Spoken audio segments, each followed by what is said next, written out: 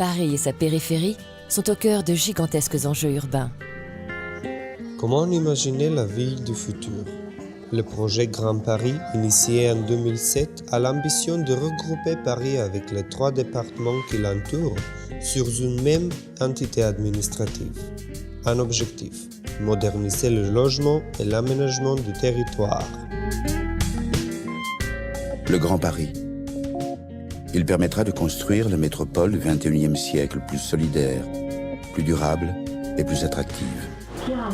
Un développement urbain en passe de se concrétiser. Sous proposition du gouvernement, le projet vient d'être approuvé par l'Assemblée nationale. Des associations et des élus craignent pourtant que son processus décisionnaire ne casse les réseaux intercommunaux. La concertation publique a été très modeste. Il ne faudrait surtout pas avoir une politique qui étoufferait les banlieues, entre guillemets, mais bien que chaque banlieue puisse avoir sa personnalité, son autonomie et sa capacité de décider qui reste intacte. Une capitale et sa périphérie, 2 univers qui ne se connaissent pas forcément. 50 films projetés au Forum des images ouvrent une fenêtre sur les banlieues.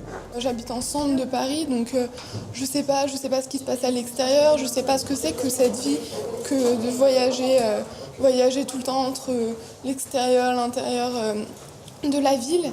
Et puis surtout, on découvre à la fois un métier, on découvre aussi une famille. Donc oui, ça m'apporte quelque chose vraiment. Le cycle imaginaire du Grand Paris questionne les représentations pour confirmer l'existence plurielle des banlieues.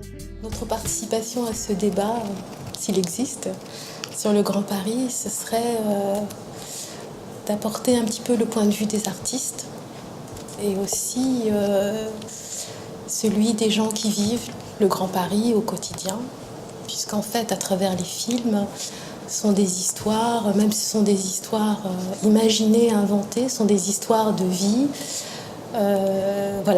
des récits moins spectaculaires peut-être parfois que ce qu'on voit aux journaux télévisés.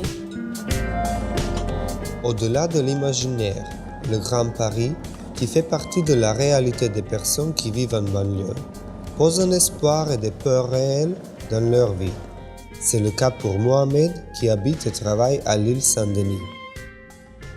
Aujourd'hui, ma peur est principalement l'homogénéisation de la banlieue à Paris. Rester en banlieue et à l'île Saint-Denis m'intéresse énormément parce que c'est une ville qui correspond à mes attentes.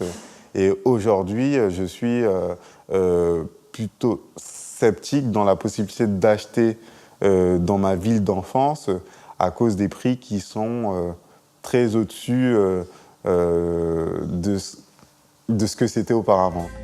Comme la peur d'être repoussé par le Grand Paris, il existe aussi la possibilité d'être rassemblé. Les travaux de commission au Sénat feront l'objet de séances publiques. Nos jeunes reporters sont déterminés à raconter le monde. Quel que soit leur support d'expression, ils sont sur la bonne voie, sur les pas d'Albert Londres.